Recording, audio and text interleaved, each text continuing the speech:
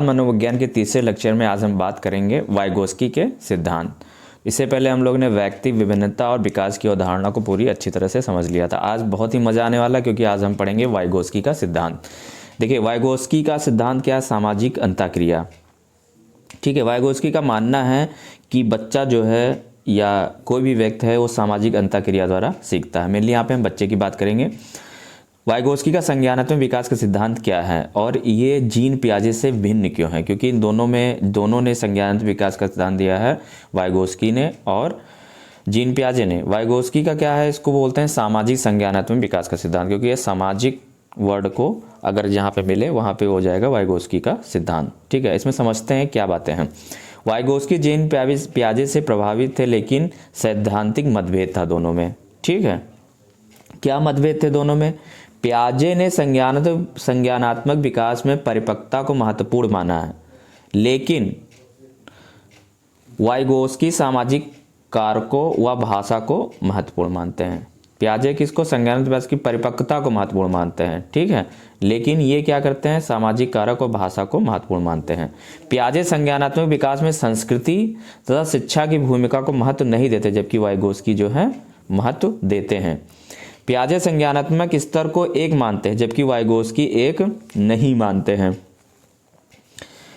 क्योंकि वाइगोस्की का मानना है कि बच्चे स्वतंत्र रूप से क्या कर सकते हैं तथा वयस्कों की सहायता से क्या कर सकते हैं, दोनों में अंतर है। ठीक है, इसी को लेकर उन्होंने ZPD बताया है। अभी हम उसको आगे पढ़ेंगे, जो कि पूछा जाता है।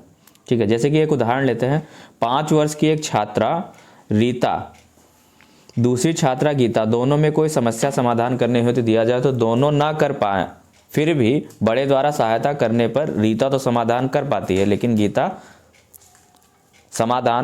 समाधान नहीं कर पाती, लेकिन गीता कर लेती है। तो निश्चित रूप से कहीं ना कहीं दोनों के संज्ञानात्मक स्तर में अंतर है। ये किसका? वाइगोस्की का मानना है। वाइगोस्की कहते हैं कि बच्चे निजी संभाषण, या इसको बोलते हैं निजी वार्ता या इनर स्पीच, बच्चे जो है प्राइवेट स्पीच करते हैं। लेकिन पियाजे क्या? निजी संभाषण को अपरिपक्व एवं आत्मकेंद्रित मानते हैं, जबकि वाइगोस्की इसे आरंभिक बाल्यावस्था में चिंतन का एक महत्व साधन माना है। ठीक है, वाइगोस्की जो इनर स्पीच को महत्वपूर्ण मानते हैं, महत्व देते हैं इसको, क्योंकि वाइगोस्की का मानना है कि बाल्यावस्था में चिंतन का एक महत्व साधन है इनर स्पीच। अभी हम लोग समझेंगे इनर स्पीच होता क्या है। देखिए, वाइगोस्की का सिद्धांत जो है वो किस किस नामों से जानते हैं? सामाजिक सांस्कृतिक विकास का सिद्धांत, ठीक है, सामाजिक संरचना का सिद्धांत और सामाजिक संज्ञानात्मक विकास का सिद्धांत। ये सब वाइगोस्की के सिद्धांत हैं। वाइगोस्की ने अपने संज्ञानात्मक विकास के सिद्धांत में समाज एवं संस्कृति पर बल डाला है। किस पर इन्होंने बल डाला है? समाज एवं संस्कृति पर अत्यधिक बल डाला, क्योंकि वाइगोस्की का कहना है कि विकास सामाजिक अंतःक्रिया का परिणाम है। देखिए, ये वर्ड याद रखिएगा, सामाजिक अंतःक्रिया।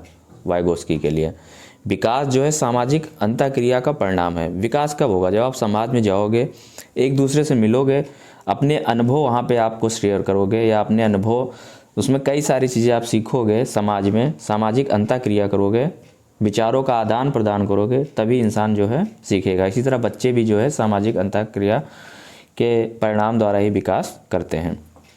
ज़्यादा ज्ञानी दूसरा, मोर नॉलेज अदर। ठीक है, बालक उसी व्यक्ति से सीखेगा जो उससे ज़्यादा जानकार हो। ठीक है, जैसे माता पिता, शिक्षक, सहपाठी।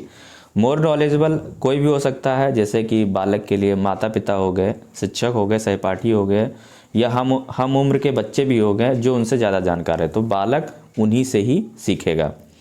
अब ये देखते हैं समीपस्थ विकास का क्षेत्र। ठीक है, इसको किस किस नाम से जानते हैं? Zone of proximal development, ZPD कहते हैं इसको। यह इंपॉर्टेंट है।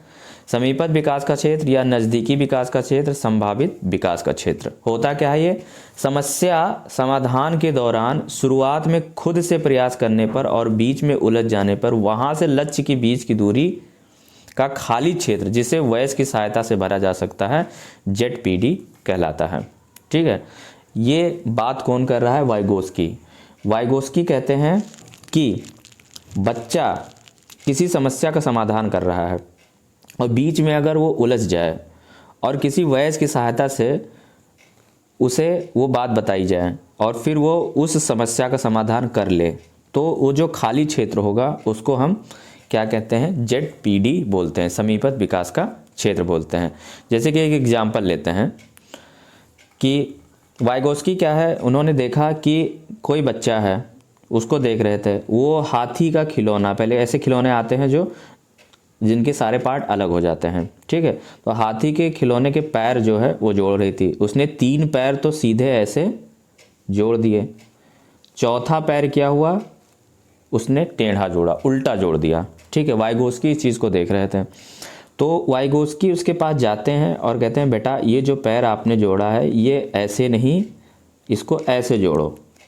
ऐसा नहीं कि बच्चे को पैर जोड़ना नहीं आता है, बच्चे को पैर जोड़ना आता है, लेकिन यहाँ पर ये पूरी तरह इस समस्या का समाधान नहीं कर पा रही थी। वाइगोस्की की मदद से बच्चे ने इस पैर को सीधा जोड़ दिया, तो उसने समस्या का समाधान कर लिया। और ये कैसी समस्या हो गई, ये समस्या का जो समाधान किया ये स्थायी हो गई कि अब ये जब भी पैर जोड़ेगी तो ये वाइगोस्की की बात इसको याद आएगी और ये पैर जो हो सही जोड़ देगी।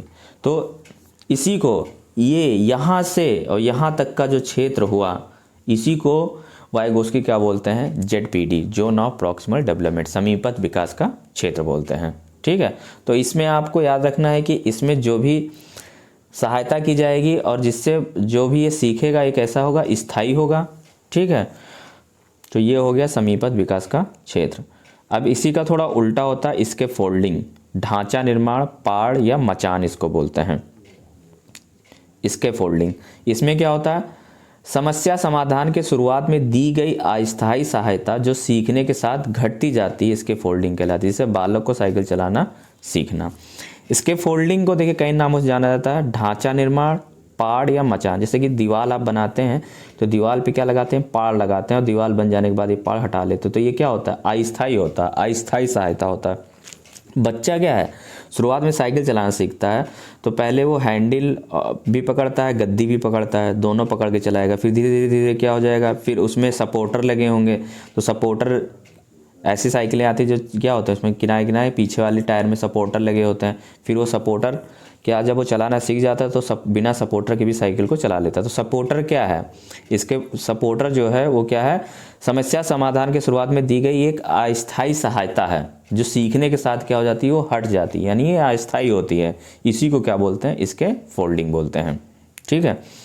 नोट में देखते हैं, अगर प्रश्न में ZPD और इसके फोल्डिंग दोनों हो और समय भी ना दिया हो तो उत्तर क्या माना जाएगा, इसके फोल्डिंग माना जाएगा। ये इंपॉर्टेंट है, ठीक है। भाषा विचार से पहले है। वाइगोत्स्की का मानना है कि भाषा जो है वो विचार से पहले है। कैसे, वाइगोत्स्की मानते थे कि शुरुआत के 2 वर्षों में बालक में भाषा में विचार अलग अलग होते हैं, फिर भी भाषा विचार पर हावी होती है। हाँ भाई, 2 वर्षों में, यानी जब बच्चा बोलना नहीं जानता है तो उसके भाषा और विचार दोनों अलग। अब बच्चे को मान लिया भूख लगी है तो, या बच्चे के पेट में दर्द है तो वो सिर्फ क्या होगा, रोएगा, लेकिन बता नहीं पाएगा प्रॉब्लम क्या है, समस्या, अपनी समस्या को नहीं बता पाएगा, ठीक है। सिर्फ रोने रूपी भाषा से ये समझ में आएगा कि इसको कोई दिक्कत है, लेकिन ये नहीं समझ में आएगा कि दिक्कत क्या है, वास्तव में इसको दिक्कत क्या है। तो वाइगोत्स्की यही मानते हैं कि शुरुआत के 2 वर्षों में बालक की भाषा में विचार अलग अलग होते हैं, यानी भाषा अलग है, विचार अलग है। वो स्पष्ट रूप से कोई भी चीज़ बता नहीं सकता जो भी उसे समस्या है, फिर भी भाषा विचार पर हावी होती है। लेकिन जो भी उसके अंदर विचार आ रहे हैं उस पर हावी कौन है, भाषा ही। सिर्फ भाषा ही तो समझ में आ रही है, वो अपने विचारों को नहीं प्रकट कर पा रहा है, ठीक है। तो इसीलिए कह रहे हैं कि भाषा विचार पर हावी है। 2 वर्ष के बाद क्या होता है, शाब्दिक भाषा के उदय के बाद विचार प्रकट करना आसान हो जाता है। जब बच्चा बोलना सीख जाता है तो क्या होता है, वो बता सकता है कि हाँ उसको सुसु आई है, टॉयलेट है, भूख लगी है। वो 2 साल के बाद वो क्या है, 2 वर्ष के बाद वो अपने विचार को प्रकट करना उसको आसान हो जाता है भाषा के माध्यम से। इस प्रकार बताते हैं कि भाषा वह गाड़ी है जिस पर विचार की सवारी निकलती है, ठीक है। तो ये बात वाइगोत्स्की ने बताया। यहाँ तक आपको बात समझ में आ गई होगी। इनकी 2 पुस्तक थी वाइगोत्स्की की, लैंग्वेज ऑफ थॉट, और दूसरी पुस्तक है द साइकोलॉजी ऑफ आर्ट। इसको याद रखिएगा, ये भी एग्जाम में पूछी जाती है। तो यहाँ पे वाइगोस्की के सिद्धांत खत्म हो गए। इसके बाद हम लोग जीन पियाजे पढ़ेंगे जो कि मोस्ट इंपॉर्टेंट है। जीन पियाजे से रिलेटेड बहुत सारे प्रश्न एग्जाम में बनते हैं, तो इस टॉपिक के बाद हम सीधे जीन पियाजे के संज्ञानात्मक विकास की अवस्थाएं पढ़ेंगे। ठीक है, तो मिलते हैं अगले वीडियो में। तब तक के लिए नमस्कार, जय हिंद, जय भारत।